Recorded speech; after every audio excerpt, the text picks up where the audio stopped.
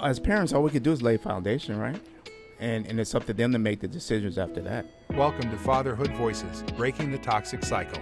Dive in as real dads bear all, the mess-ups, make-ups, and every heartfelt moment in between. It's raw, it's real, and it might just change the way you see family. Welcome to another episode of Fatherhood Voices. And today I have a very special guest, someone that's been a friend for more than 25 years. I was going back and counting how long I've known him, and yeah, it's been since the 90s. Today, I wanted to bring him on because when I think of fathers and fathers that have done it right, I look to Tommy, and that's Tommy Dorsey, and someone that I had the privilege of getting to know, used to work with. And the foundation for him as a father, from what I've seen watching things evolve, was just faith was a big part of him instilling with his children, and then also just always being present for his kids. And they were just like sports fanatics, and he was that I want to see that coach dad that just was always involved in stuff. And his kids went on to do great things in the sports industry. So without any further ado, Tommy, it's a pleasure to have you here today. It's an honor. When you gave me a call, I was honored. I was honored that you felt that way about me. I didn't know. I didn't know. I've always, as a parent, we question ourselves. Are we doing the right thing? I think we talked earlier. Like, people see the outside optics, but they don't know the actual journey, the struggles. Even like kids, that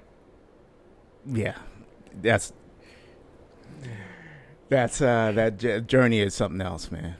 And we're excited to explore that journey, to now dive deeper into not just the perception on the outside, but the struggles, because from the outside, it looked like the perfect family, know? But we know that, like I said, sometimes it's just an illusion, because there are struggles and challenges along the way. Yeah. And what I want to do is, I guess we'll start back with little Tommy.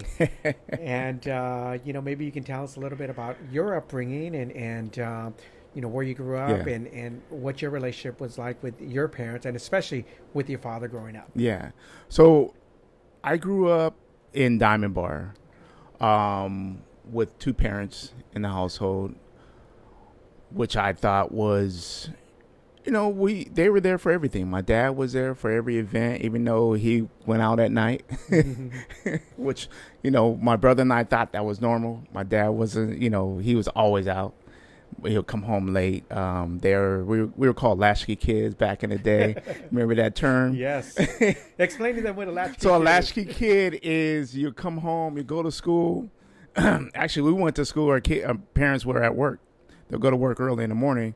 We'll get ourselves up, go to school, and walk to school, and then come back home. We have to, the key, let ourselves in. That's the latch key. We'll let ourselves in and do our homework, get our chores done, all that, and then go out and play. My parents would get home till about 6 or 7 at night, and that was normal to us. All our friends were the same way. We all meet up at the corner and then walk to school together. That we were latchkey kids. So both parents were in the house. Like I said, my dad will go out, but it's funny. My brother and I really think there was nothing wrong. We thought we had the perfect family. Thought everything was great. Because we were loved. We weren't lacking in anything. I'm spoiled. I played sports. Then I tried to play at the next level, which is college, and realize, I got everything. Like, you listen to other people's story, you're going, I was really spoiled. So that was my story. My relationship, my dad, man, we've had when my parents split up, I took to my mom's side. So we talked off and on, but I didn't really talk, right? And then I had little Tommy. Now, let me ask you a question before, because you hit on a very important topic that we struggle with as fathers. Yeah. Is when the split happens.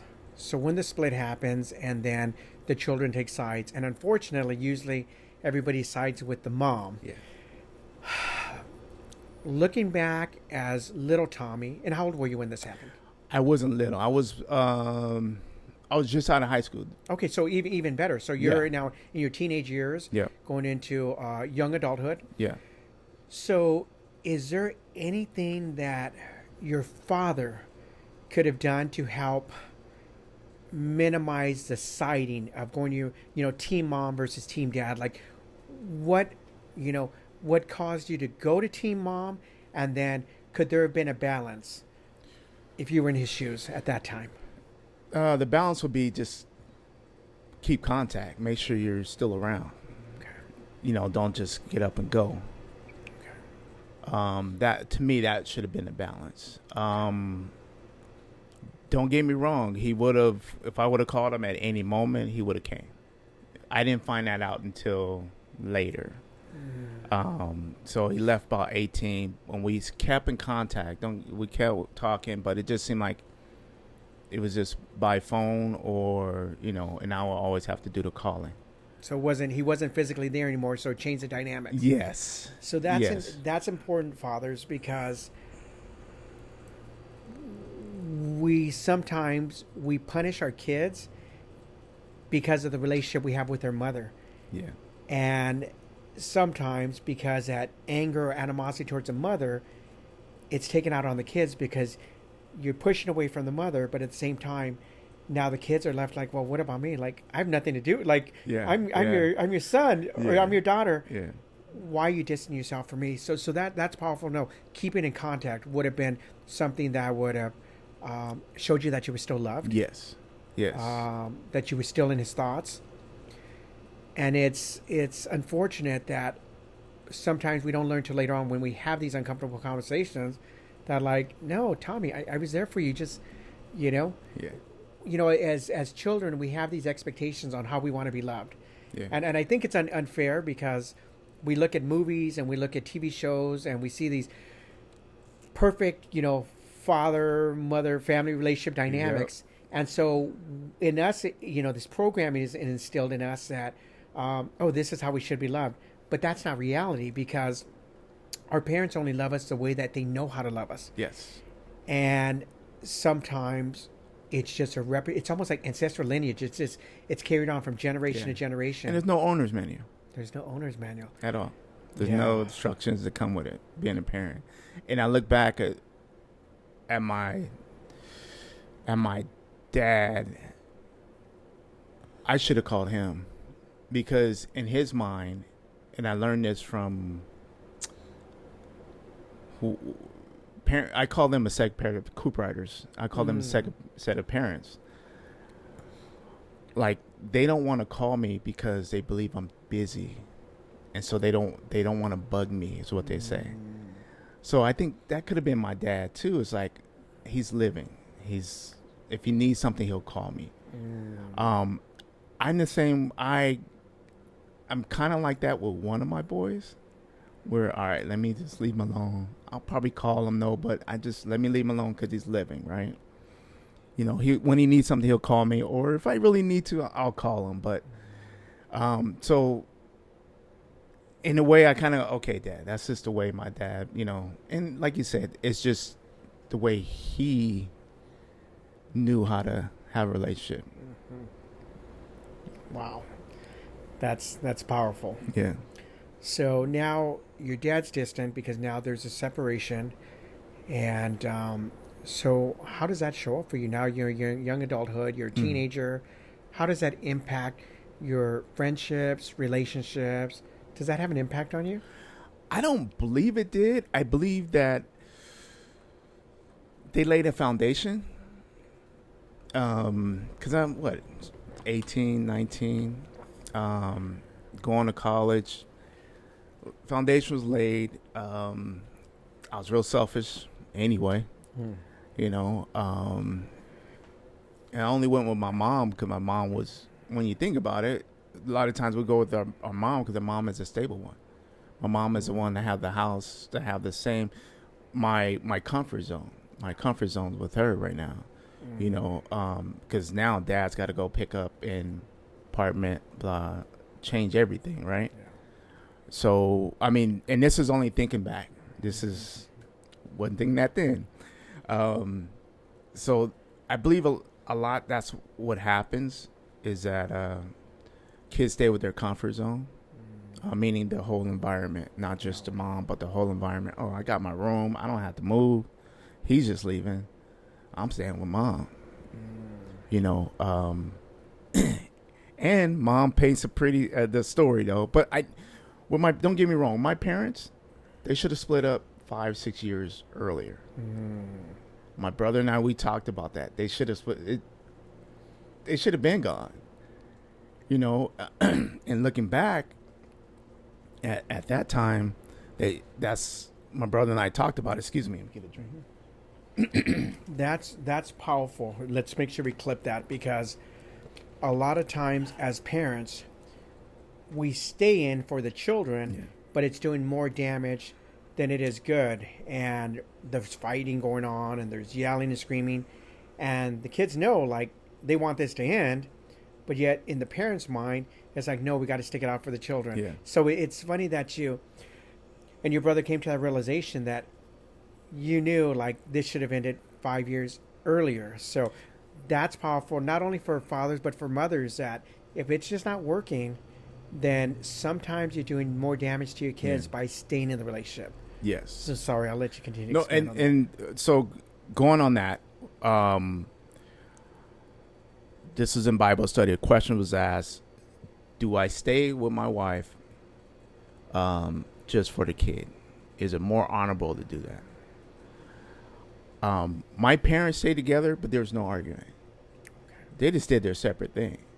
They slept in separate rooms. We thought that was normal because it was happening. That's just happened. We were still loved. But kid you not, there was no arguing, but there was no affection either towards each other. So we didn't see too much affection when it came to that towards them. But we saw togetherness when it came to raising us. So I don't want to paint that picture that there was a strife. So my advice to the guy who brought that up in Bible study was, because everybody else said, oh yeah, you got to stay together. I go, are you arguing? Are you guys, is it a toxic relationship? Now your kid's going to think that toxic relationships are normal. And I never want a kid to think that's normal. Mm-hmm. You know, the kid is always looking at what you do as a dad, about how you act towards your wife, everything you do. So I told him at the end, I said, what you got to do is, if you're in it, be all in and make sure you show your wife love. You come in the morning, you give her a kiss goodbye, you give her a kiss hello, you show her love, because he's watching everything. And when you guys eat together, be all in. If you're going to do it, be all in. But if you don't, he's going to show you, when he gets older, he's going to think that's normal. Now he's going to look for that relationship. Wow. So that's, wow, you just dropped some serious knowledge and some great Instagram quotes. Like, just powerful, powerful takeaways for parents, especially if they're, trying to figure out whether to stay or not stay. Yeah. But while you're there, be all in. Be all in. I love that. Be all in. Love that. So now you're into adulthood, and now tell me about when you had your first child, or what things looked like as you found your relationship and so forth. And so, back a little bit, my dad, my parents were at every event. Every time I look up, it's my dad and his friend Nick. They were always there. So, a little emotional. My dad's not here anymore. So now I have Tommy. It changes you from not being selfish. Now you got somebody you got to take care of.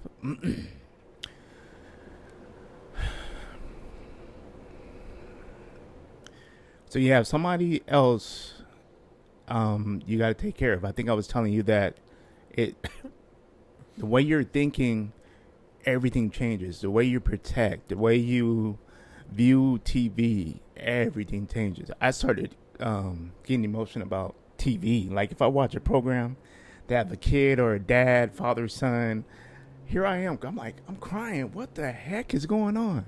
It's because of this dude, this new life in my life. I was coaching wrestling at the time, and even the kids said, "Oh, you changed. You're soft." It happens, So yeah, Tommy was a change. Tommy got me to go to church. After my mom been trying to get me for years, Tommy got me to go to church. How? So how did Tommy, how old was he that now you saw that church needed to be a pillar in your life? So it makes you realize how blessed you've been. And like I said, it used to be, oh, I did this. But I have friends that we had the same life. They went this way. But I stayed this way. I didn't get in much trouble. God was watching over me. Here I am. He's giving me the opportunity to raise his child. So it just hit when he came that, hey, it's time for you to, because I got to lay a foundation, because my mom laid the foundation when it came to bring God in our life. Now, here I am. I got to lay a foundation because he's going to stray. I think everybody strays, but we all come back because we got to have someone to go to. And so that's how, he changed me. I hope you're enjoying this week's episode of Fatherhood Voices, Breaking the Toxic Cycle. Now, we have a special gift for you. If you're enjoying the episode, you can go ahead and go to edwardrodarty.com/toolbox, and you can go ahead and request a summary of the podcast. Now, the neat thing about this is not only does it have the key takeaways and it gets straight to the core of the message of the podcast, but it also gives you some great takeaways along with some exercises that you can start to do in order to heal and rebuild the relationship with your children. So let me ask you a question. Is there anything your mom, so as your mom was trying to get you to go to church and instilling, faith as a pillar in your life, is there anything differently that your mom could have done as you were going into your young adulthood that would have shifted you to start your journey with the Lord sooner? Nah. No. Because we were going early. We were going to Bible school. We were going early. So, no. She did what she was supposed to do. It was up to us to drink the water, so to speak. It was up to us to, all right, we got to start listening. Cause as parents, all we could do is lay foundation, right? And it's up to them to make the decisions after that. We kept making the decision to act up in church. I remember we were in church and we kept acting up, and then finally she said, "I'm not taking you guys again." Wow! Never had to go to church again. Wow. So is that a strategy you used to get out of we church? Didn't know. We didn't know. Cause every week we did the same thing. It was the same thing every week. We were hitting each other, But all right, we stopped going to church. She went though. She went. She prayed for us, and her prayers were the protection that we needed. She was consistent. I go to her church now. She's part of the reason why I give back. So yeah, she did her job. Now, do you think by her finally surrendering and not allowing you guys to go, do you think that slowed the process of you going back to church, or you think it just kind of worked at the time? Because in retrospect, if she would have not given in and just, even if you guys were acting a fool in church, it could, yeah, you're right. It could have. It could. But it's funny. I had the conversation last night of Bible study because I have a Bible study on Tuesday and Wednesday. And last night's Bible study was what takes us so long? Why do we all over, we're all over 50. Why did it take us that long? You know, we go through these, but I equate it to we all have God uses us to have testimonies, to be able to share these stories with each other. Mm-hmm. We all have to go through something so we could have a testimony.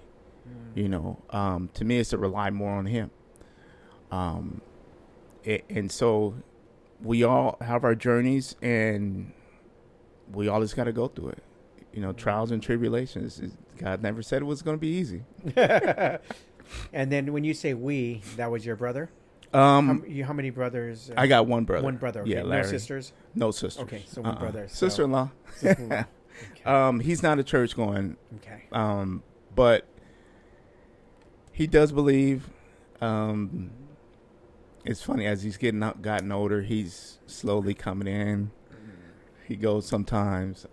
He listens sometimes to sermons on YouTube. So, but and the funny part about that is he sent his kids to a Catholic school. And they don't want to go to a church. They don't want to touch a church. Every time you mention it to them, they said, we've been to Catholic school. So, yeah.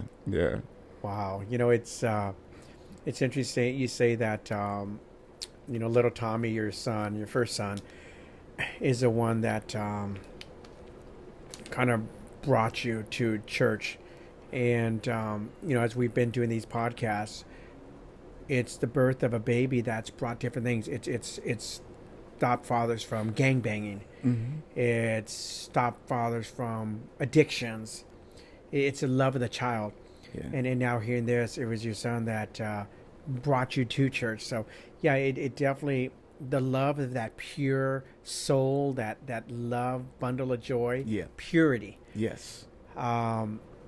It causes us to step into... it's like a focused state. Me, like you get focused on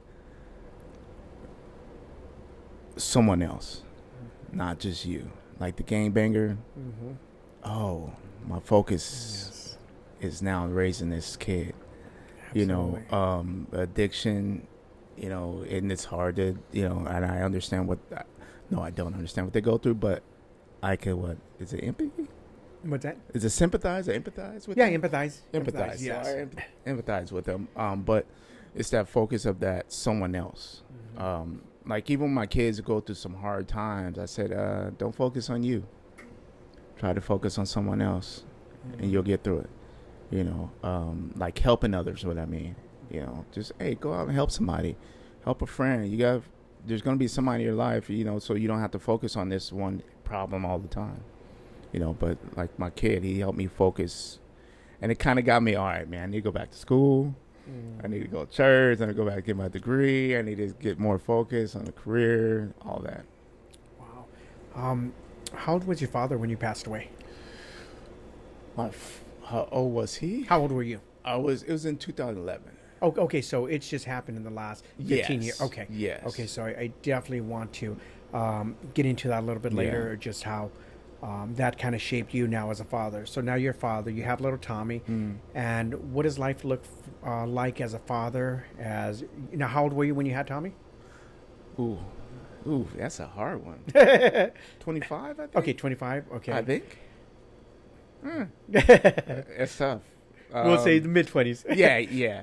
So, so you had Tommy, and so you're a young father, and now he's showing you that, okay, church is important. Now you have to start to grow. You have to grow, you know, from an education standpoint, from a career standpoint, from just being a person, being a man. Mentally, yes, being a man. So now what does life look for you like as a new father, and as you're transitioning into fatherhood, and then when do you have your next son? So we had Khalil 15, 16 months later. Oh wow, okay. Yeah, they're close. That one was tough. So for my second son, when he was first born, I didn't want to hold him because I already had one. How do I take love from him and love another? Wow. So that was my mental, what I was going through. So what Lucy did, what was a great thing, is she took Tommy one weekend, I think about 4 days, where I had to, just me and the Cleo and I. And let me back up. So I've always been around kids. I worked at a daycare. I've always had, even the youth program at for the wrestling. I've always worked with kids. So yeah, she left Tommy with me, and they went to the river. And after that, all right, they both, and with them, I took them everywhere. It was, if I'm gonna go somewhere, they're going to. I made sure, hey, we're going to park. Like, we're very active. We'll go ride it. Like, I will actually put them on my, little, what are those called? Little rompers where you, Yeah, tuck them in. Like, I'll tuck them in. We'll go walking. If it's stroller, we'll walk. We'll do whatever. I always make sure we got out the house. I always had to get some type of sun. Always, hey, let's go out. So yeah, it was, and my friend that's a new dad, fairly new. His son is a year old now. He's in his 40s, and I had told him probably maybe 3 months ago, hey man, it's time to start taking your kid for a walk. What are you talking about? I mean, get home, don't just sit down, get up, take your kid for a walk, take your kid around the neighborhood.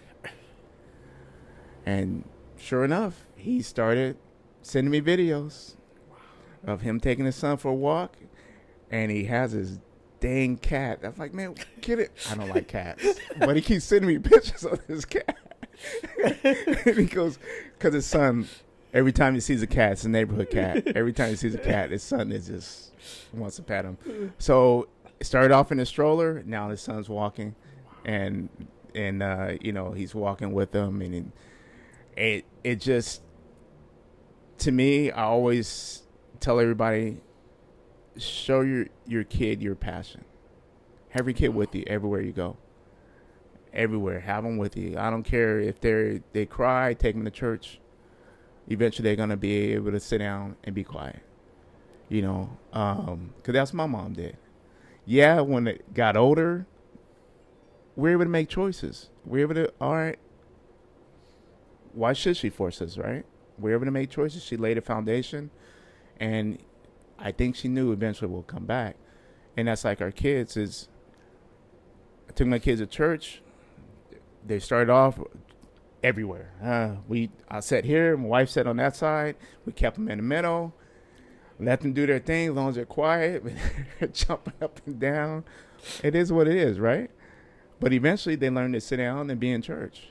But if you don't take them to those environments, take them to the store, take them to get a haircut, take them everywhere, to me, they'll learn how to conduct themselves over time. It ain't easy. Two things that really stuck out that I want to touch on. And the first one is the fact that you shared with your colleague about taking his son for walks. Do you realize that you just changed the dynamics of that relationship forever? Like, really stop and think that for a second. You've really changed how he's going to show up as a father. And that's powerful. So, definitely step back and show yourself grace, because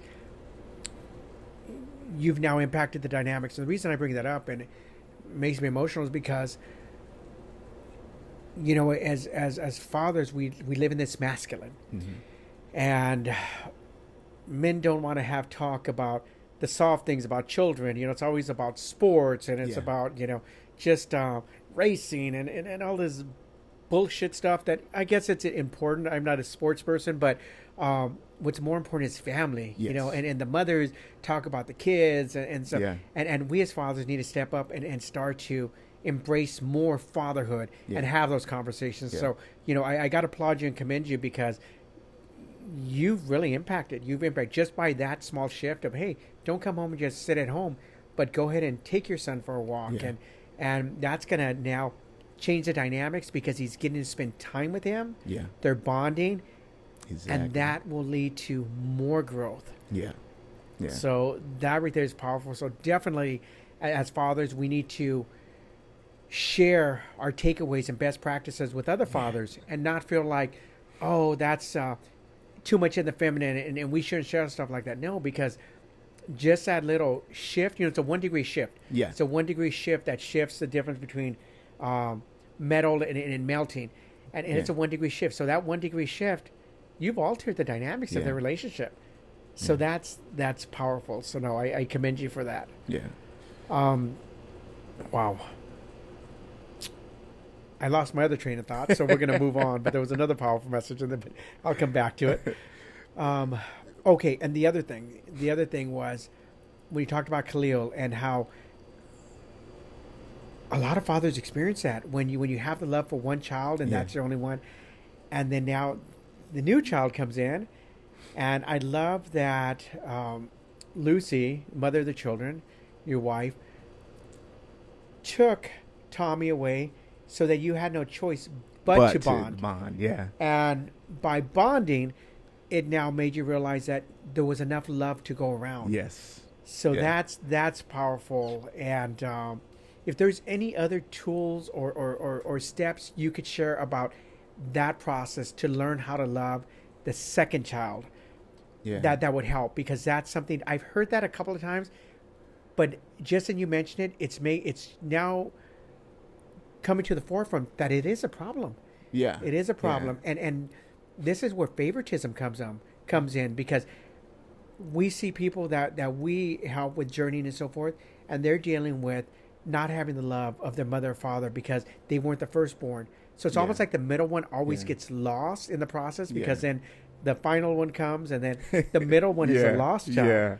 So what are some other maybe things that could have done, besides her, forcing you to do it? I think he's got to be self-conscious of what's going on. Like I knew in my mind something, and I'm glad she did it, but I knew in my mind, I got to create that bond. I see some strategy. I would think I think you got to just know what's happening. Know that you're,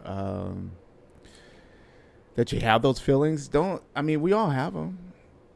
I even had another friend who had his son at a late age too, and I'm a little bit off topic, but he called me. He goes, "Man," I go, "What? You losing sleep?" And he goes, "Yes." I go, "And you feel like choking him, huh?" and he said, "Yes." I said, "It's okay to have those thoughts." I felt like throwing my little dude out the window. I said, "But as long as we don't act on them, have a thought, let yourself know that a thought is there, and keep moving on, and know that you're the parent, and take a deep breath. If you got to walk out while he's crying, walk out while he's crying, and take a deep breath." I go, "But that's your son or that's your daughter." That was a funny night though, because he goes, "How did you know?" Because he's when I first said it, he was quiet and he hung up, and he called me back like 5 minutes later, and he goes, "How'd you know?" I go, "I had those same thoughts." But just know that you're having those thoughts I guess that's what I needed. The message is know that you're having those thoughts, but know that you got to create that bond the same way you did with the first kid or the third or whatever, however many kids. Make sure you create that bond, and make sure you're doing, like, just be conscious that you got to show them love. 'Cause that's all the kids want is love, and you do it at an early age, at an early stage, and you won't be that the kid won't feel left alone later on, if I'm making sense. So, So now you have two children in the house, and so now the foundation has been church. yes, So every Sunday. every Sunday. Okay. Before Khalil came in, remember I was telling my dad and I, we didn't really talk. So something hit me, and this is with Tommy, and that's what the relationship comes into. Is I called my dad and said, "Hey, you need to come and see Tommy." And he was there right away.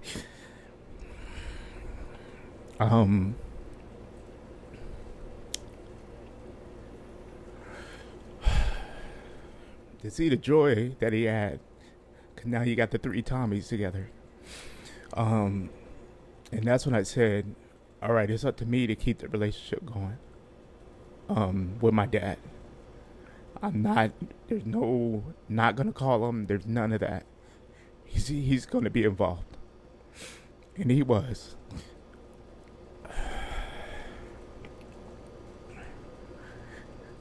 He was there for all my kids' events. When I was at work, he was at the school. He would go pick him up.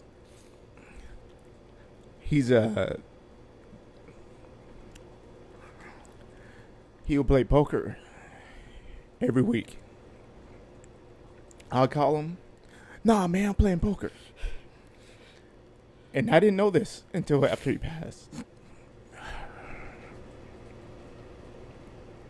My kids would call him, Granddad, I'm hungry. Can I get some McDonald's? He would leave wherever he was at. Go get McDonald's, drop it off, go. I didn't know that. That's the relationship they had. That's what I'm glad that they had. So yeah, now, and so he was my model of showing love, and in the way that I can show it. Yeah, That's powerful, because a lot of times when we're hurt as children, or even as adult children, it's the ego that steps in and doesn't allow us, because in order to start the process of healing, it takes somebody that has to now either control the ego or tame it enough to now reach out. yeah, And that's usually the reason that relationships don't heal, especially with children and their parents, is because they both have strong egos. They're both strong-willed, Yeah. and then nobody wants to give in. So just knowing that you saw, like, no, I wanted, my children to experience the love of their grandfather. And that was a big step, because you had to now put aside your hurt and your pain, your ego. my ego. And say, like, but it's bigger than me. Yeah, It's about my children. yeah, And that's powerful. And that's a message that I hope people take from that, is the ego, although sometimes it can serve us, but a lot of times it can work against us, and it can really damage relationships, not only with children, but with our significant others, with family and friends and so forth. yeah, Wow. And it's beautiful to now see that you were able to see that your kids had a whole different relationship with your dad that came to fruition afterwards. yeah. Wow. It was a lot of great memories with my dad and the kids. He enjoyed every bit of them.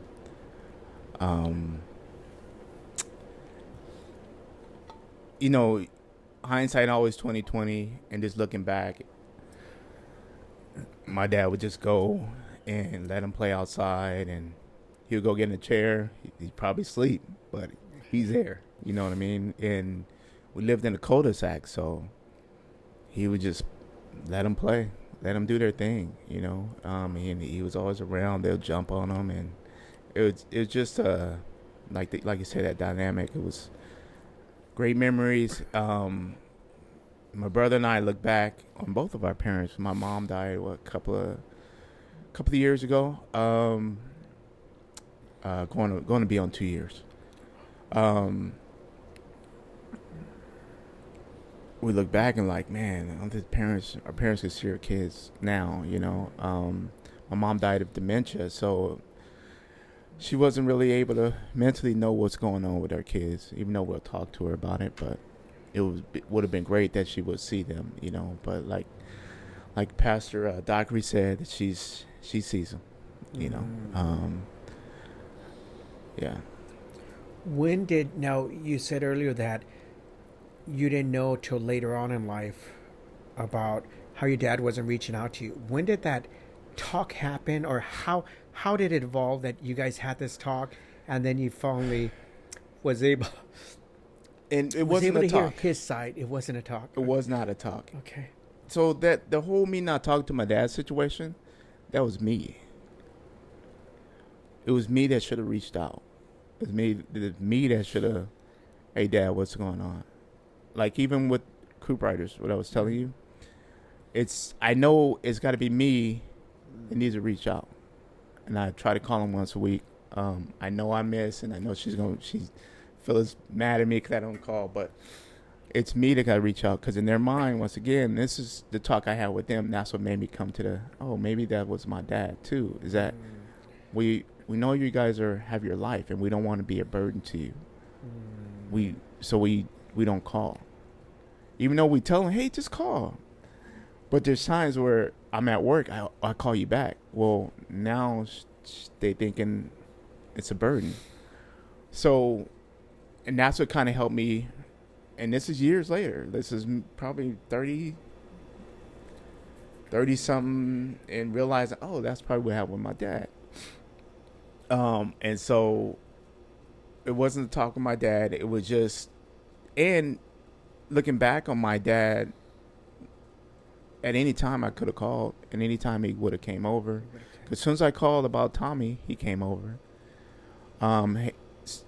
If we called for anything, he was there. Like when I say events after school, events we couldn't go to, you know how they have assemblies, and they want a parent there. It will be him. He'll be our representative. This is elementary. Grandfather Day, he was happy to be there. Hey Dad, it's raining today, can you go pick him up? Out of the blue, he was just, all right, I'll be there. So looking back at all that, it was me. I was the issue. I was the one that wasn't. I held some type of animosity or something, and I shouldn't have. Wow. As you're talking, you're making me dive deep into my relationship with my dad just as you're talking. And, I'm still dealing with the process of trying to forgive my dad. But you said something interesting that really resonated with me, and that was, it was all you. And when I think back to if I ever have an issue with my car, or I need something moved, or I call him, he's there. And I guess I have to give him more credit instead of always focusing on the hurt. Yeah. That he does show up. So, wow, that's going to be something definitely to take with me in journey and to sit with in meditation, and then just over the next couple of weeks that, maybe it's just all me. Maybe I'm still that broken kid inside. Yeah. That's still holding on to that pain and resentment. Yeah. But it's, and that's part of that ego. It's ego. It's part of that ego that we hold on, and and this is with our kids too. When I'm wrong a lot.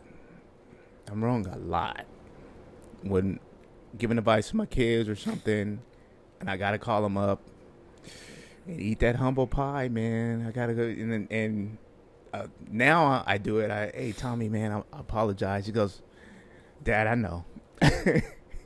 He goes, I know. I know you're in your feelings, so I knew you're gonna call me and apologize. I said, yeah, but sometimes we have to do that as parents.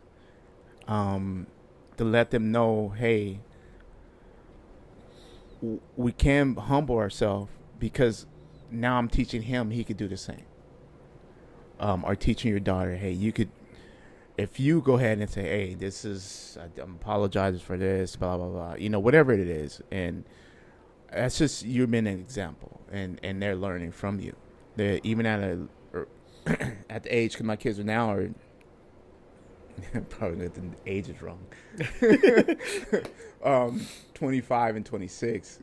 Khalil's not 24 yet, but he will be. Or he's not 25 yet, but he will be. Even at this age, they're still learning from us. There's still things we got to teach. Still things we got to show them by our actions, mainly. I love that, by our actions. Yeah. So let's talk about anything else you want to expand on that before we go into the next? Ahead. Okay. Let's talk about how sports played a role in your children's lives, because I know you were very active. You were a coach with wrestling. I think you did some stuff with football. You were always involved, like I said, with kids wrestling. Yeah. So I know sports was a foundation of you as a father. Mm-hmm. Not even before you were a father, but just as you were growing up. How did sports shape the upbringing of your children, and then how did it impact your relationship with your kids, and the good and the bad? Because sports shape. Let's put in. I'm gonna just start with me. Absolutely. For me, sports shape work ethic.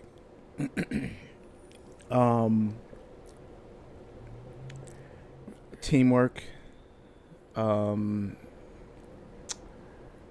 ability to get through something that's hard, and to keep working at something you're not good at. So then, me with sports, because I knew it kept me out of trouble. My friends and I, it kept us out of trouble. There's a lot of things we could have been into that we weren't, partly because of sports. So now me having kids, my philosophy was to keep them busy. And part of the keep them busy was I put them in every sport possible. Soccer, every that I can afford. So every community thing, they were in swimming. When they were really young, they learned how to swim young. Put them in soccer, basketball, baseball. If I could, I wish I would have put them in tennis. Just put them in everything. And then, because to me, it instilled that authority figure. Because each one had a different style of coaching.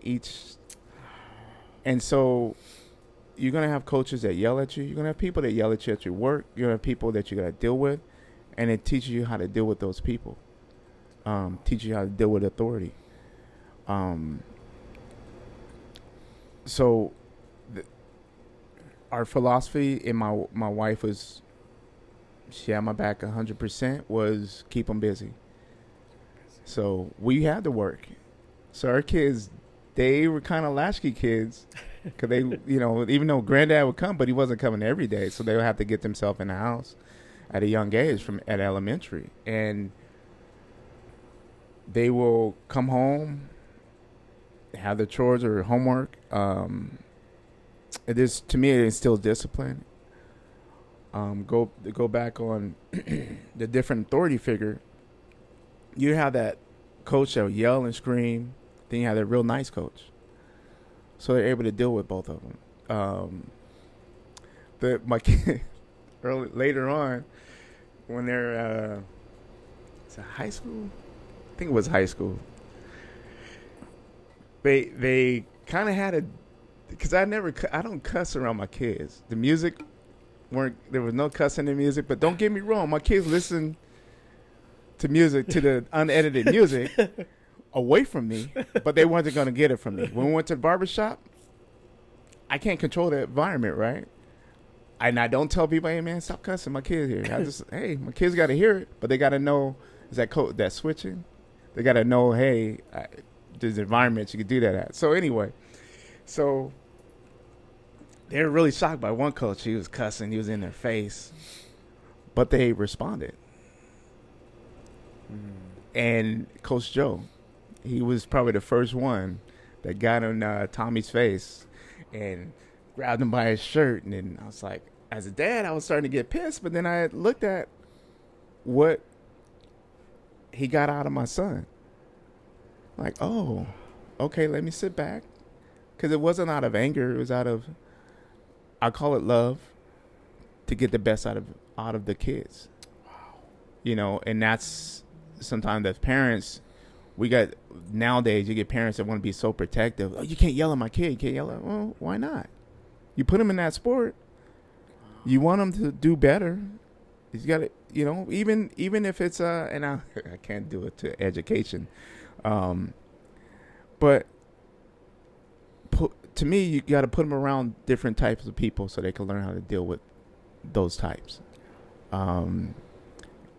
Fast forward to Khalil in college, he had a coach that cussed a lot, get in their face, call them out.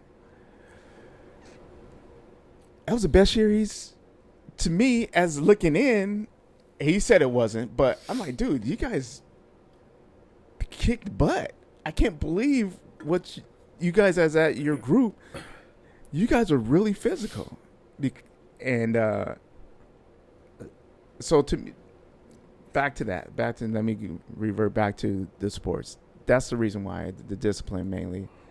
So, and I always say, and that's what I tell my friends, make sure your kids are active in sports, make sure they're doing something, because when they get fat, when they're older, they'll know how to lose it. You know what I mean? Love that. I love that. Oh my gosh. You know, wow. That really put a whole different perspective on things, because I was one of those overprotective parents and just like, oh, you can't do that. You can't yell at my kids and so forth. But now looking at it, how you just stood back and you just allowed them to learn from it. You know, I honestly believe that in this day and age, we as parents have weakened our children. Yes. Because we're so quick to come to to save them. But they do need that tough love, that old school, like when we grew up, you know, and it was more hands-on and a little more physical. Not to that extreme, but just to know that when you looked at the different coaching styles, you know that it was to bring out the best in them. So that's powerful. And I'm definitely going to want to really expand on that message with the clips and so forth. Let me ask you a question. Who, because you were involved in so many sports, who would have been the coach that really helped you to shape your character? Was there a coach that stood out? Jack Cooprider. Jack Cooprider, okay. Yeah. So, yeah, tell us about that. He was my wrestling coach. Freshman year, Jack. Well, he was actually football. He's an equipment manager and head wrestling coach at Diamond Bar for years. Just watching him and how he treated kids, he's always had their best interests in mind in everything he does or did.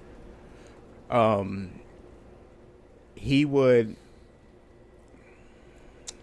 make sure you're okay, but yell at you at the same time. You know what I mean? If you're doing something wrong. He will keep you accountable, make you accountable. He was the type of coach that wasn't going to let anything slide. He was one of those coaches you didn't want to disappoint him. So I treat him like he was my second parent, you know, because his wife, Phyllis, which I didn't know until later, she was my elementary teacher. Wow. You know, and I never put the two together until we go to dinner for wrestling. And I'm like, we call her Ma. Ma? Or no, we call it Fia. Fia? Jack? So we never put it together. Wow. So yeah, they were very influential in who I am today. They're always there for me. Jack, when it comes to coaching, so I coached wrestling for 4 years there. I coach football as well, JV. And I coach wrestling with him. Now I'm his assistant coach. We coached together for 13 years. Wow. Yeah. And he taught me how to coach, how to make kids accountable, how to have fun doing something hard. He molded my coaching style, even my parenting. He didn't like the fact that I always played around with my kids constantly. Like if my kids were walking, I would trip them. Wow. He would go, stop doing that. But yeah, he was a good coach. He was my mentor. Wow. Is it fair to say that as you were growing up with your kids, you were also a kid inside? Oh yeah, I'm still a kid. Especially around them. I'm still that. We still play around. We wrestle, but I can't wrestle like I used to because things hurt, and I have to tell them stop. Hey man, my back hurt. Tommy more than Khalil, but sometimes Khalil gets in this mood where he wants to jump on me too in public. So we'll just picture us walking, and then all of a sudden a grown man is jumping on me, and it's just us. It's just who we are together. We always play around. So yeah, I'm a kid. Wow. And it's unfortunate that a lot of fathers, they lose touch with their little selves. Yeah.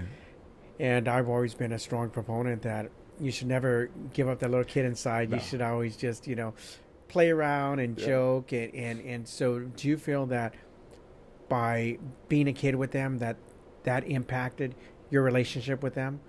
With keeping it together, connected? Or Yeah, being that kid with them, being able to understand my music became their music, just the edited version of it. Were to the point to where my friends like, you listen to that? I go, yeah, what my kids listen to. I got social media because if they had social media, I would do my checks. And so why do you have social media? I tell my friends, you better get it. If you're going to allow your kid to have a phone and they have social media, you better be checking. I want to touch on this real quick. So my mom and my dad, they were not affectionate, meaning showing hugs, showing kisses, all that. There was none of that. My mom, yeah, but not that much. Saying I love you, you ain't gonna hear it. Especially from my dad. Even my dad's best friend, is Harvey Nicks. I talk to him probably every other day, especially when it comes to sports. On Saturday, I got the phone here on speaker. Hey, you see that play? So keep that contact with each other. And one day I said I love you, and he goes, "Stop that! I don't need to hear that. I ain't dying. I don't need to hear that." So I'm saying this, and this is what I try to tell friends that have kids. Show affection to your kids. My kids is hugs and kisses. When you see them, hugs and kisses. My niece, and she was a volleyball player, NAU. They're not affectionate on that. My brother's kids aren't affectionate. Oh, but Uncle Tommy is. Every time I see her, she used to look around like this is in college. She's just finished her volleyball game. They're on TV. I'll give her a hug and give her a kiss. And she'd be like that every time. I said, Brittany, stop.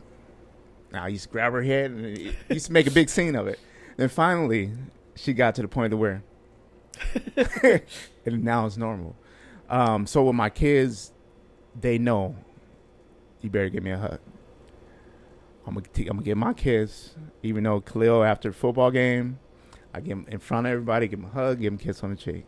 He be like, but he keeps his face there. He don't pull away anymore. I think that's a dynamic that we're losing, that the affection part. When Khalil was in elementary, you know, our kids, they kind of don't want to kiss you anymore. They don't want to give you a hug in front of everybody. Khalil's always going to remember because, all right, you didn't want to give me a kiss or a hug. He jumped out of the car and left, right? No, I walked. So he's, all right, Dad, bye. So he walked in. I let everybody go in. I sat there. I signed myself in. I went to his class. I said, hey, I need to talk to Khalil. No, the teacher said, hey, Mr. Dorsey, can I help you? I said, I need to talk to Khalil. He didn't give me a kiss goodbye. And she goes, what? Go and give her in front of the whole class. He had to come and give his dad a kiss goodbye. Wow. Never had a problem after that. So to this day, my kids know, come and give me a hug and kiss. And they know to do it to other people too. Hey, give them a hug, kiss. We don't have to say anything. My kids do it. It's the hug and kiss. I got one kid, which is Khalil. He don't like to, but I've always tell him, watch what you wish for. That non-touching, non-affection, that's not a good thing. I said, God made us to be. Reason why Eve was created so we wouldn't be alone. We gotta have each other. So why not have that touch? Why not touch sometimes? 'Cause he would have a girlfriend that he wouldn't want to touch her. He had this like he didn't like affection all the time. I said, dude, if she wanted to be affectionate, let her have it. Get away from yourself. Stop you being that person. You know, you're gonna miss it when it's not there. And so he's gotten a lot better. But yeah, that was my message. Make sure hug and kisses. that really grabs at my heart because I surrendered to my kids when they were in junior high school with hugs and kisses and stuff. And so I just wanted to respect the boundaries because, I didn't want them to feel embarrassed. But I never got that back. So it's been a challenge to try to get a hug now or a kiss. So I love that message of just don't stop hugging and kissing your kids because once you lose it, trying to get it back, especially as they get older, it's a lot more difficult. Yeah. Wow. So sports has played a role in your family. And did you coach your kids growing up? I coached my kids in basketball, which I knew nothing about, in wrestling, and to the point to where it's above me, meaning I like basketball, I didn't know nothing about, but I had, as a parent, they needed somebody, so I did. Until my kids didn't. Have you ever? I was gonna say, have you ever tried coaching your kids? No. So, being a dad coach, sometimes you're gonna get that kid that always argue with you, that doesn't take your coaching. Like even in wrestling, when my kids were crawling on a mat in the wrestling room. They were there, and then when they got older, they started telling me I didn't know what I was talking about. Dad, no, you don't do it this way. I'm like, what are you? So I had to learn to give my kids to somebody else, to just drop them off. All right, here you go. Step back. I was really involved. Like at a certain age, I was really involved. And then I know I had to step back because, that living through them, yelling at them, I was like, let me step back. Now, at a certain age, so when it got to high school, it was all them. I was never involved. It was all, hey, the school got them. I'll just, if you want training, I'll find somebody to get, and that's what God put a lot of people in place for my kids, for me to raise my kids. He puts you in place when we wouldn't set with Khalil, he's changed some things because of you. So God has put people in place. So yeah, that was a struggle at first, and me trying to find out how to be that parent, the parent that I don't want to be. The one that's constantly yelling, "Oh, you're not doing this good enough." So my advice to people, because it was given, a dad pulled me to a side, and he said, "Hey, be a fan. Be a fan. No matter what your kid did on that court, I don't care if he sat down the whole time. He comes off and he sees you, give him that high five and say, you had the best game you ever had. Even though he sucks." It hit me hard when he said that. And so I started that, all right, let me try that. And I noticed my kids had their confidence a little bit better. Now, fast forward, now I was in middle school that I got that advice. Because I was at that yelling and getting upset. Then I had to realize I could yell and get upset in the stands, but not with them. Wow. Get upset here by myself. I try to sit away from Lucy and everybody else. Because in my mind, I'm just struggling. But once he got off, I take a deep breath. And I wasn't perfect at it, but this is what I had to try to do. Oh, man, good game. Good job. Fast forward to high school, where I'm really stepped back. I don't get involved. I don't talk to coaches. I was one of those parents, don't talk to coaches. Don't do any of that. Tommy, get off the field, he wants to know, all right, Dad, what do you think? Because I would say good game. He goes, all right, Dad, what do you really think? What do you think? All right. So then that's when I could let go. Khalil, nothing. Get off the court, get off the field. Hey, where we eating at?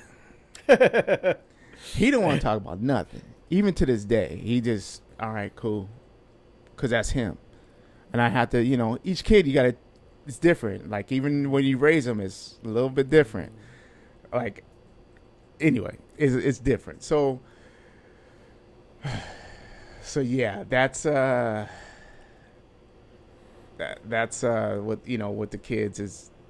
I forgot the topic we were on. No, it's beautiful. It's beautiful, especially how you just put into context about just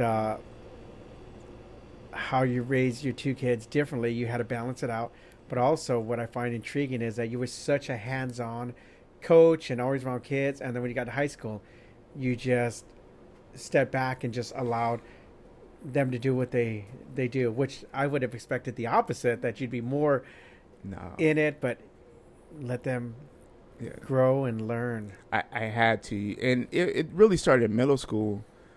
Because now they got to start making choices which way they want to go, what sports they want to do. Our thing was you have to be – you're not coming home after school. When we're at work, you're not coming home by yourself and doing nothing. I love that. It's high school, right? So many things they could get into. You better be at a practice. You better be at a chess club. You better be something. But they made choices. They chose to play basketball. Football, basketball, and track. That was their choice. We didn't force them into doing it. And they made choices to whatever we can afford is get training.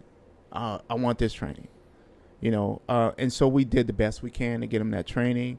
And when they were able to drive, they'll drive themselves to the training. It wasn't us forcing anything on them. So I knew if I would have stayed active with them, as in on them constantly, being a coach constantly, I knew that I would have deterred them. Maybe I'm using the wrong word. Probably hindered their growth. Hindered their growth. Yes, exactly.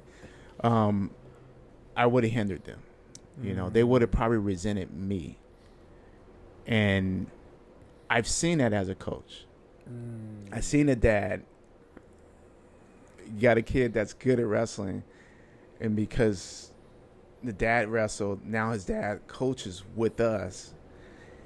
And you're like, man, I don't even know if this is a good idea, because now you can see the dad and the kid arguing a lot, and so I knew I had to step back at a certain age.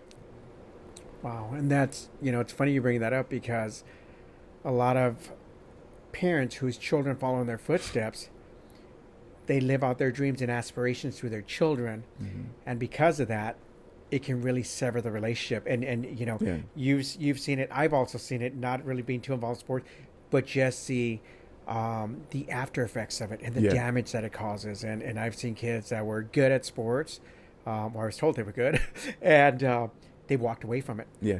They walked away because their father constantly meddling, or always, you're not living up to the expectations. But it really wasn't the kid. It was a father never lived up to their expectations, so they were living through the eyes of their child. Either the child. So, so the dad that spoke to me, he had a phenom daughter, and I think it was tennis. And I'm like, excuse me if I get the sport wrong. yeah. I'm gonna just say it was tennis. She was really good. Had a scholarship ready at sophomore year. Had a scholarship ready. No, it was basketball. My bad. Basketball. She had a scholarship ready sophomore year. She had all these schools. She's been to all these events. She gets to her junior year. She quits. Junior year is the most important year for college scholarships. The junior year. She quits. You know what she said? Because of you, Dad. Wow. Yes. And so with his son, he learned to be a fan. And that's when he gave me that advice. Wow. Yeah. Wow. The other thing that you said that resonated was that when your kids needed training, you got them the training. Even if you sometimes struggled, didn't have the money, but tell me what brought that on, that you're going to prepare your children to be the best that they could be within the abilities of a budget in a family. Yeah. Where did that come from? Or That came early. It mainly came from basketball, where they had friends who was in travel ball.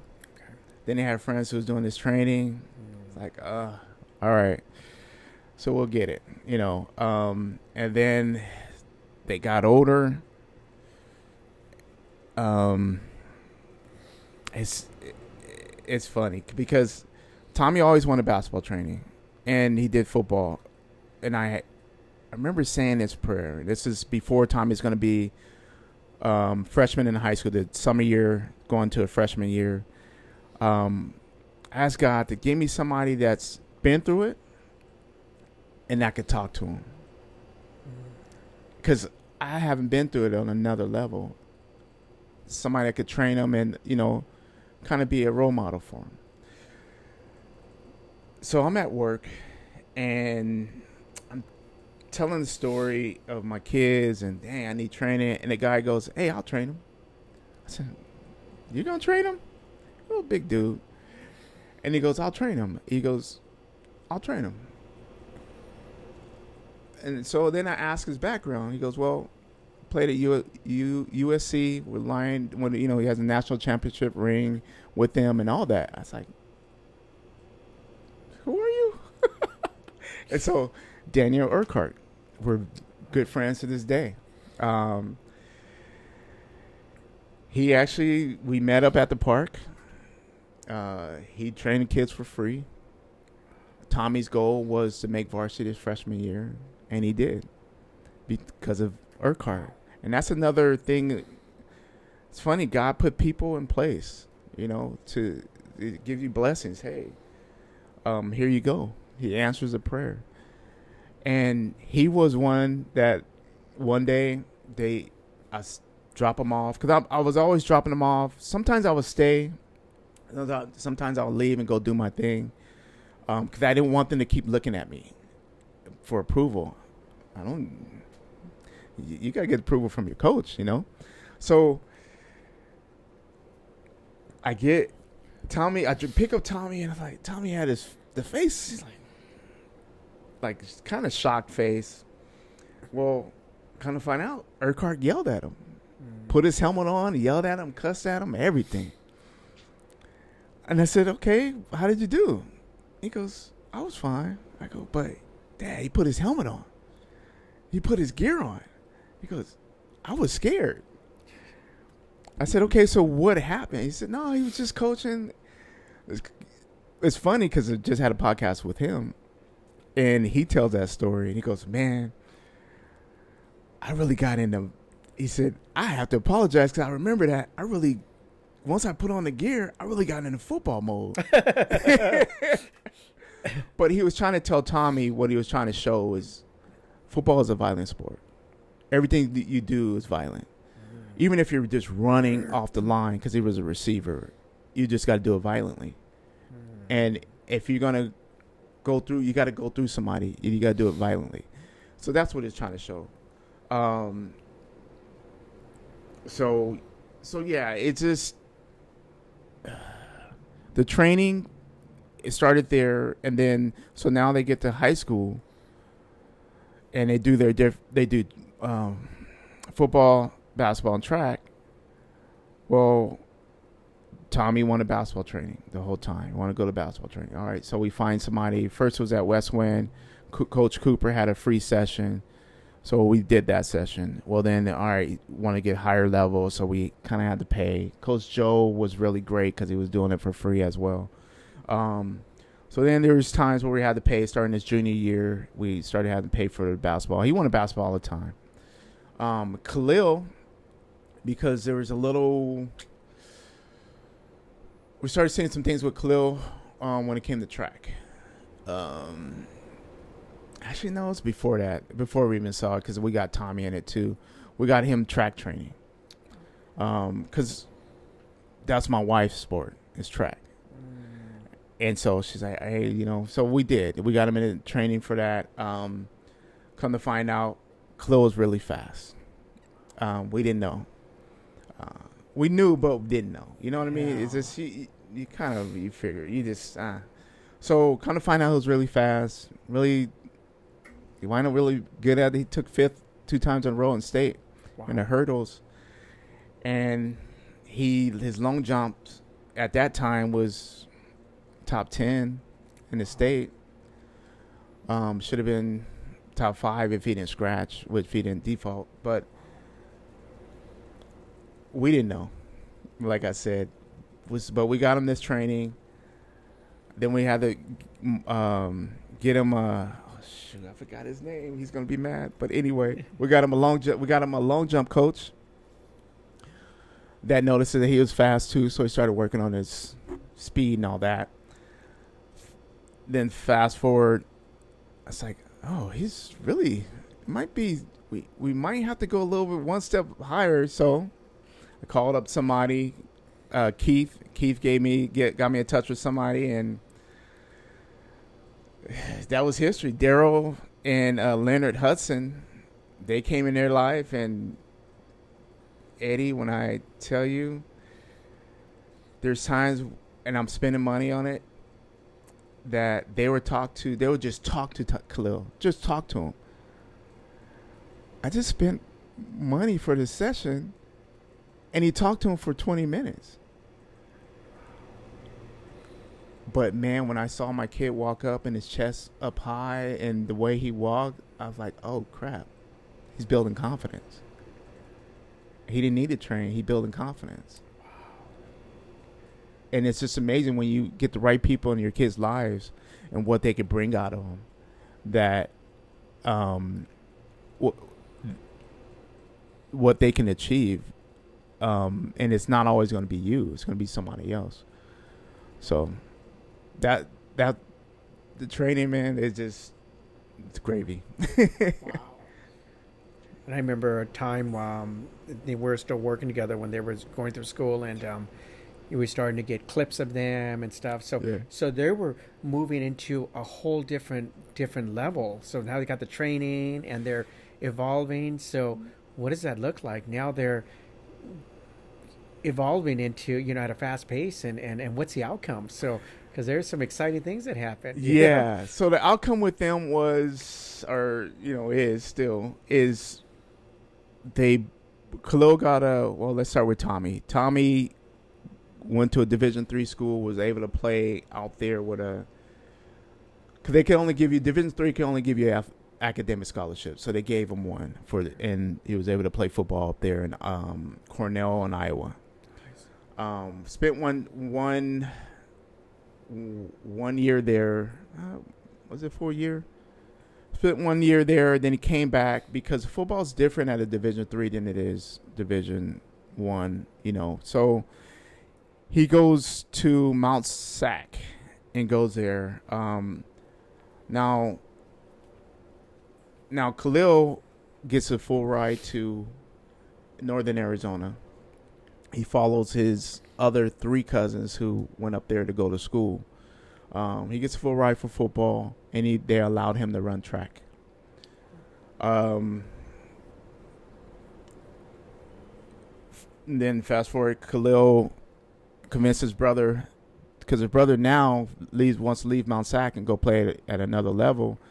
Convinced his brother to go up there. They gave Tommy a partial scholarship to play Division I as well. Football. And Khalil, as a corner, his freshman year, he winds up starting at NAU after the 3rd game, I believe.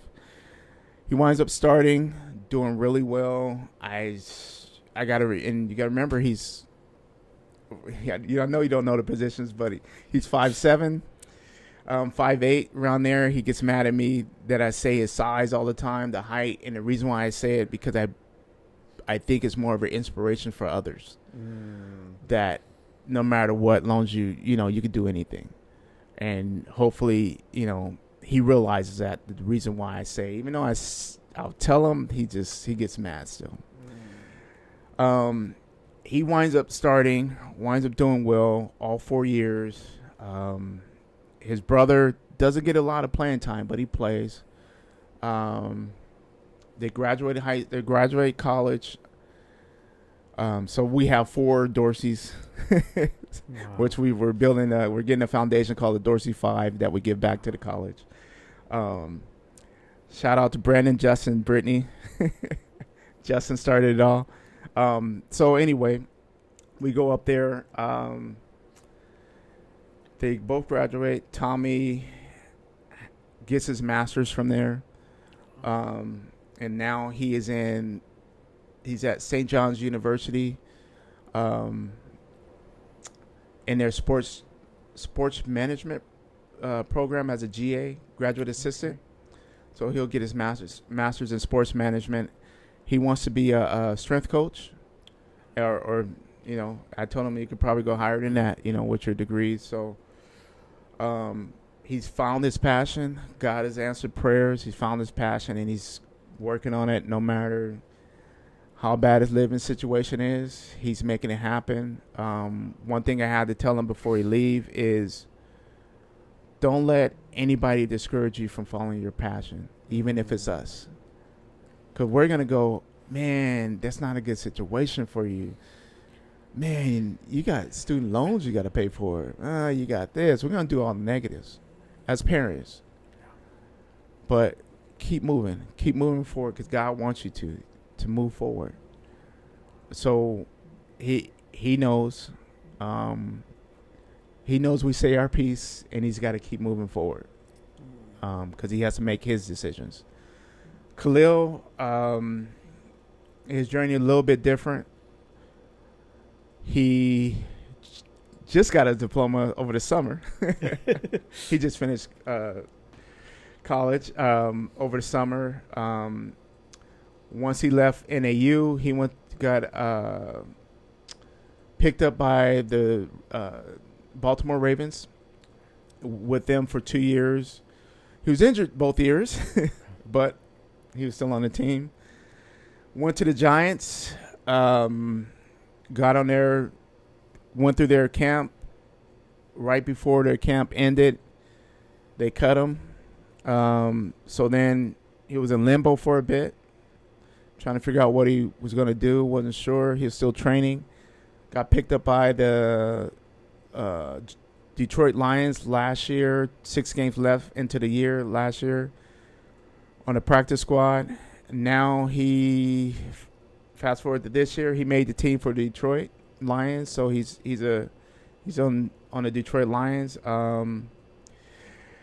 He got injured, he got sick.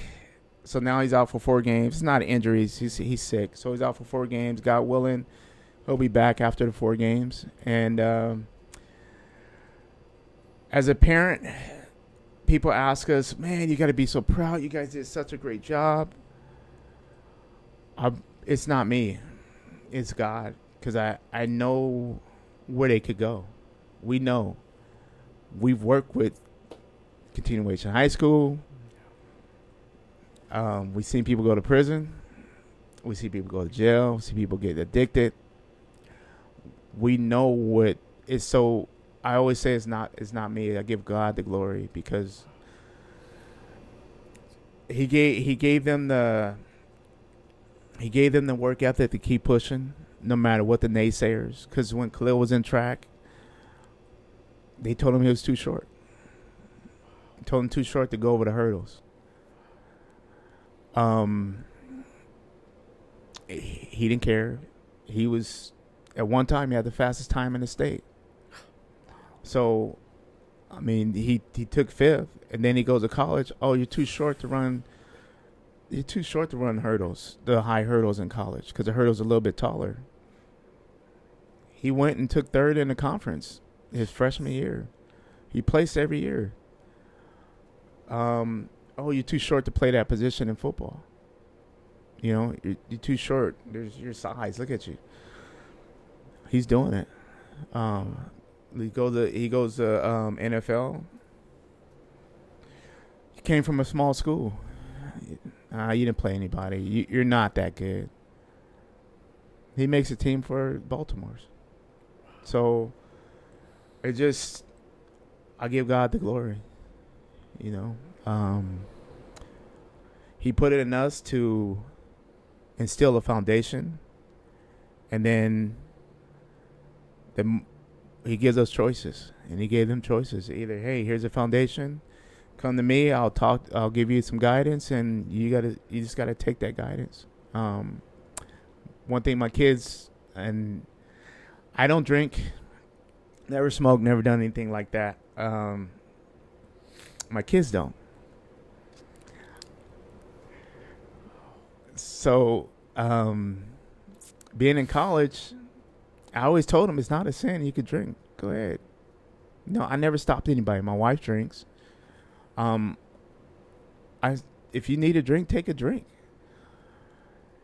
And they're always saying, no, Dad, no. So me, I'm always skeptical because you know what type of work we used to do in the continuation high school. we saw the kids, so I'm always skeptical. Well, my wife and I would go do a visit. Lucy and I go do a visit at the college. We get kids coming up to us. Man, I like your kids. They drive us around. They're my designated driver. This is non-solicited. This is just.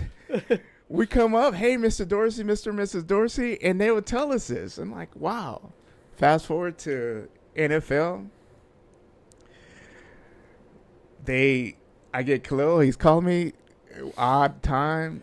Hey, Dad, you know what I'm driving? I'm driving the Tesla Plaid.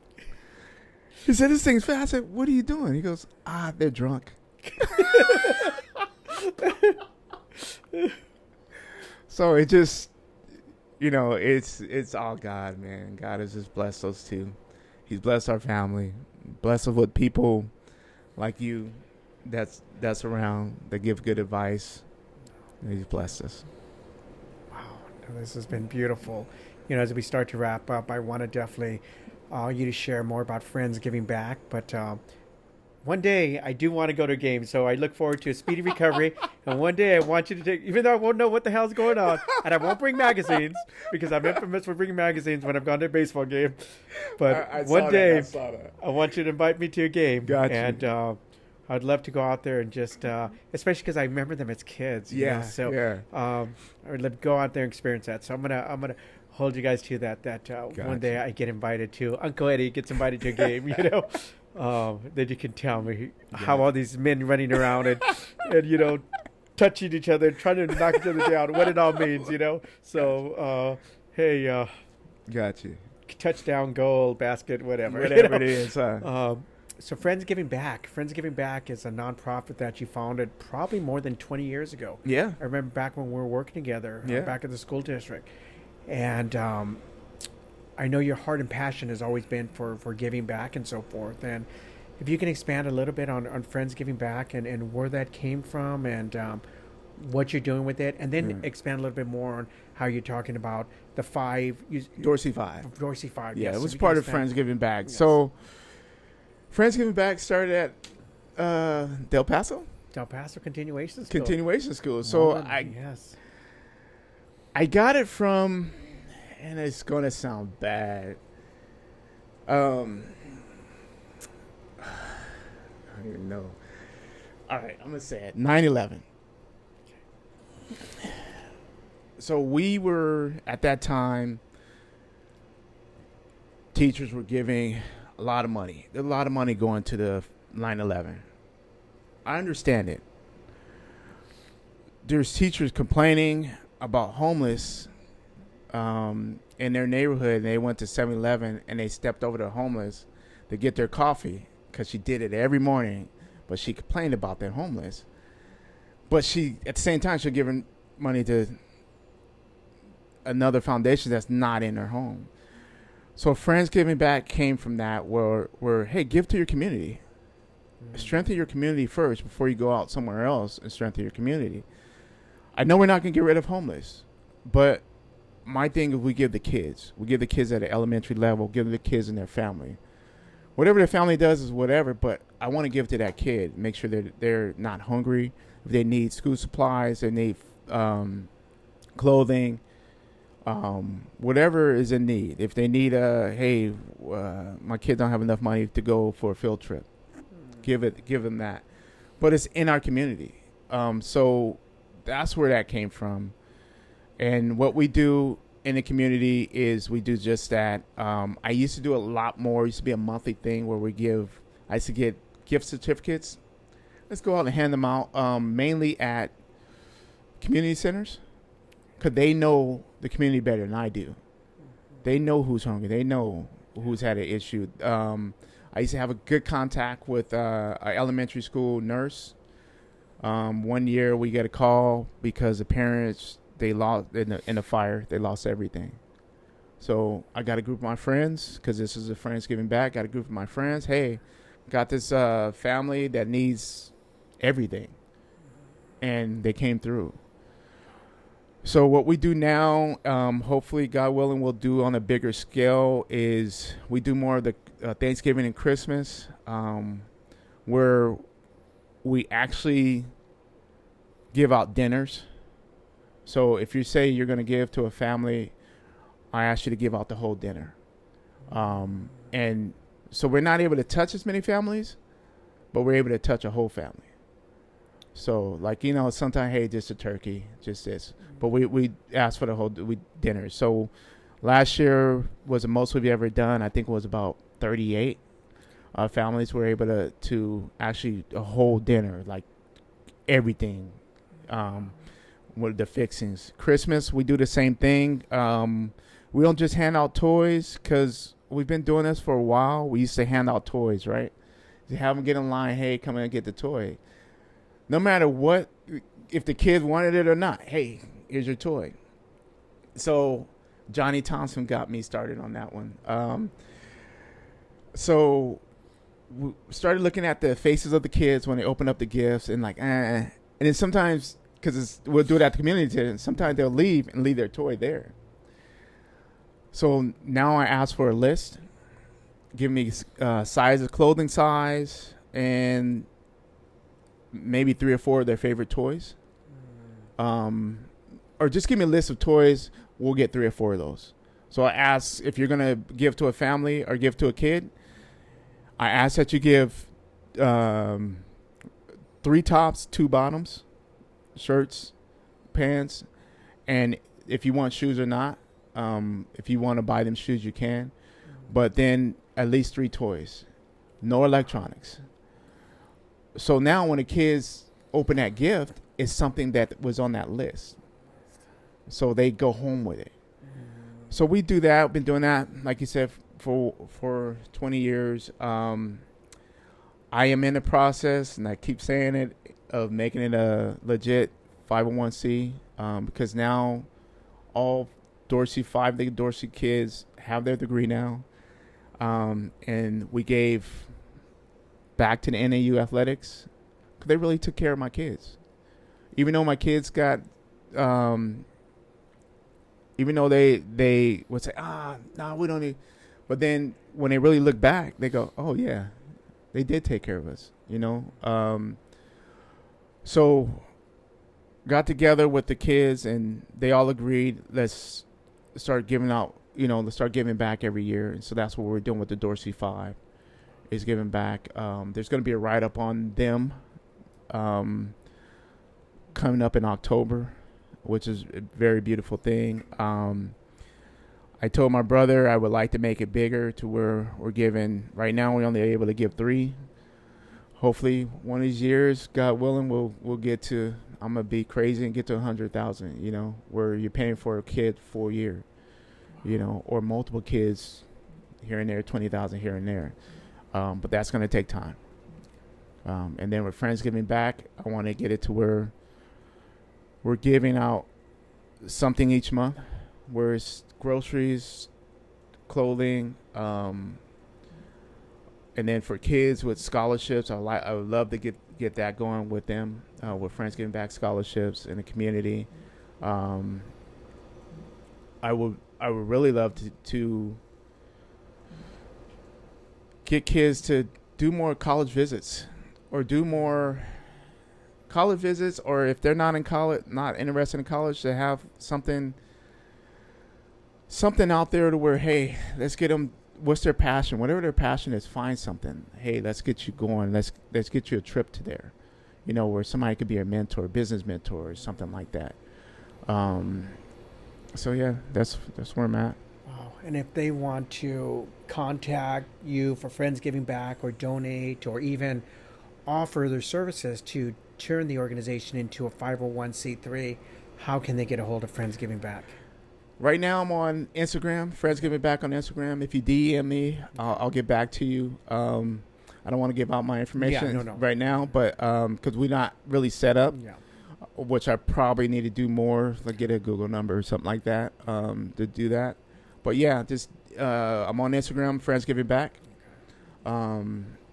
Just DM me there, and I'll get back to you. Okay, and you can also message us, and we can reach out to you. And then just for this year, like I said, definitely include us, the Fatherhood Voices. We know we're coming up on Thanksgiving and Christmas, so definitely in alignment with this new journey that we're on. Any closing thoughts? This has been a powerful, and the one thing that continues to resonate is just mentors. Yeah.